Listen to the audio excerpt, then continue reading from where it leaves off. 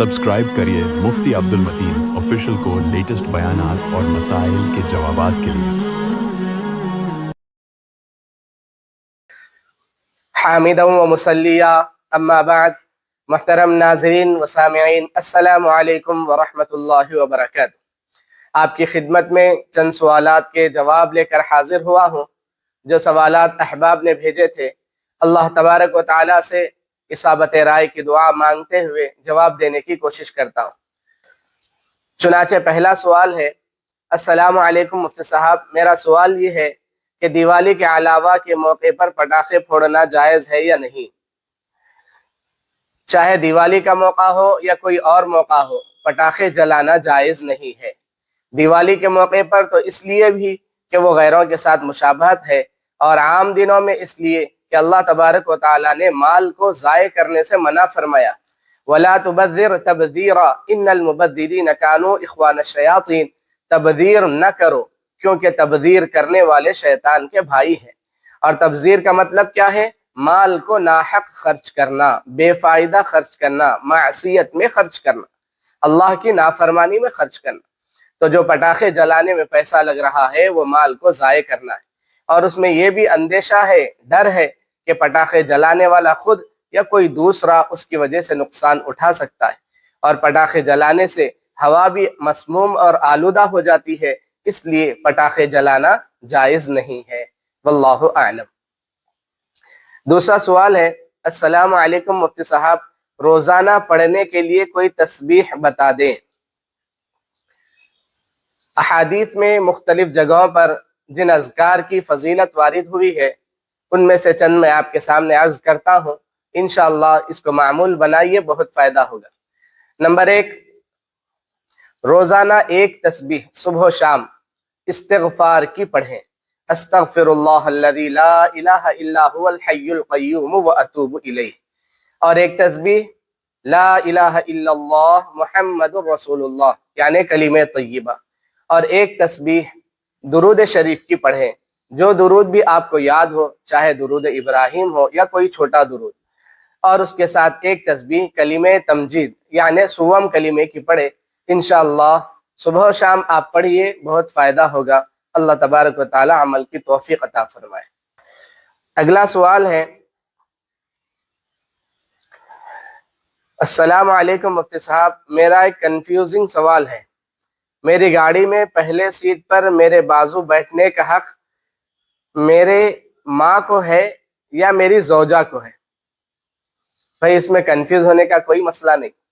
हमारे उर्फ में यानी हमारे माशरे में गाड़ी में पहली सीट पर बिठाना ये इकराम समझा जाता है, एहतराम समझा जाता है। चुनाचे हम देखते हैं कि कोई बड़ा आलिम अगर है तो उसको अगली सीट दी जाती है। ऐसे ही कोई बड़ा ऑफिसर है या घर का कोई बड़ा फर्द है तो उसके इकराम में, उसके एहतराम में उसको आगे बिठाया जाता है। लिहाजा इकराम और एहतराम में देखना यह है कि माँ का दर्जा बड़ा हुआ है या बीवी का दर्जा बड़ा हुआ। जाहिर सी बात है कि इकराम और एहतराम में माँ का दर्जा बड़ा हुआ है, इसलिए आपकी गाड़ी में अगली सीट की ज्यादा हकदार वालिदा है। वल्लाहु आलम। अगला सवाल है, अस्सलामु अलैकुम मुफ्ती साहब, अल्कोहल वाला परफ्यूम लगाना कैसा है, और अल्कोहल वाला परफ्यूम लगाकर नमाज पढ़ सकते हैं या नहीं? अल्कोहल दो किस्म का होता है। एक तो वो है जो किशमिश, अंगूर, मुनक्का और खजूर की शराब से निकाला गया हो, वो नापाक है, उसका इस्तेमाल जायज़ नहीं। और दूसरा अल्कोहल वो है जो इनके अलावा दीगर चीज़ों से, मसलन आलू से, शहद से या किसी और सब्जी वगैरह से निकाला गया हो। और आजकल केमिकल से भी अल्कोहल बनता है, पेट्रोलियम वगैरह से। तो आप इस बात पर तहकीक कर लें, तो आप इस बात की तहकीक कर लें कि परफ्यूम में कौन सा अल्कोहल मिला हुआ है। अगर पहली किस्म का है तो इस्तेमाल ना करें, और अगर दूसरी किस्म का है तो इस्तेमाल करने की गुंजाइश मौजूद है। वल्लाहु आलम। अगला सवाल है, अस्सलामु अलैकुम मुफ्ती साहब, क्या ख़वातीन को चेहरे का पर्दा करना ज़रूरी है? जी, ख़वातीन के लिए नामहरम मर्दों के सामने चेहरा खोलना जायज़ नहीं है। सख्त ज़रूरत के वक्त तो गुंजाइश है, मगर ضرورت شدیدہ کے بغیر چہرہ کھلا رکھنا منع ہے۔ سورۃ الاحزاب میں اللہ تعالیٰ نے ارشاد فرمایا یا ایھا النبی قل لازواجک وبناتک ونساء المؤمنین یدنین علیہن من جلابیبہن، اور ایسے ہی دوسری آیت ہے سورۃ الاحزاب ہی کی وَإِذَا سَأَلْتُمُوهُنَّ مَتَاعًا فَاسْأَلُوهُنَّ مِنْ وَرَاءِ حِجَاب۔ ان دونوں آیتوں کی تشریح سے یہ بات معلوم ہوتی ہے کہ عورتوں کے لیے چہرے کا پردہ کرنا ضروری ہے، بلا ضرورت چہرہ کھلنا منع ہے۔ واللہ اعلم۔ اگلا سوال ہے السلام علیکم مفتی صاحب، آج کل جو نوجوان لڑکے اور لڑکیاں سوشل میڈیا پر آ کر دین کی بات کر رہے ہیں تو کیا ان کو سننا چاہیے یا نہیں؟ دین کا علم ہو یا کسی اور چیز کا علم، ماہرین سے اگر حاصل کیا جائے گا، قابل اعتماد بھروسہ مند لوگوں سے اگر حاصل کیا جائے گا تو امید ہے کہ صحیح بات ہم تک پہنچے، صحیح علم ہمیں حاصل، اور خاص طور سے دین کے علم کے بارے میں زیادہ احتیاط کرنے کی ضرورت ہے۔ علامہ ابن سیرین ایک بڑے عالم گزرے ہیں، وہ فرماتے ہیں ان ھذا العلم دین فانظروا عمن تاخذون دینکم، بے شک یہ علم دین ہے، لہذا تم غور کر لو کہ کن سے تم اپنا دین حاصل کر رہے ہو، یعنی مستند باعمل اللہ کا خوف رکھنے والے بزرگان دین سے، جن کی تربیت ہوئی ہے، ایسے حضرات سے دین کی بات سیکھیں۔ اگر ہر کس و ناکس اور ہر ایرے غیرے سے ہم دین کا علم حاصل کریں گے تو اس میں خطرہ ہے، اس سے احتیاط کرنے کی ضرورت ہے۔ واللہ اعلم۔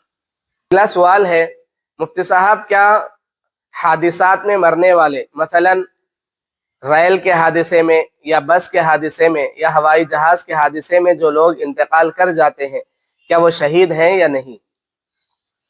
جی، جو لوگ بس کے حادثے میں یا ٹرین یا ریل کے حادثے میں انتقال کر جاتے ہیں وہ حکماً شہید ہے، یعنی آخرت کے اعتبار سے وہ شہید کہلائیں گے، اور انشاءاللہ اللہ تبارک و تعالیٰ ان کو شہیدوں کا ثواب عطا فرمائے۔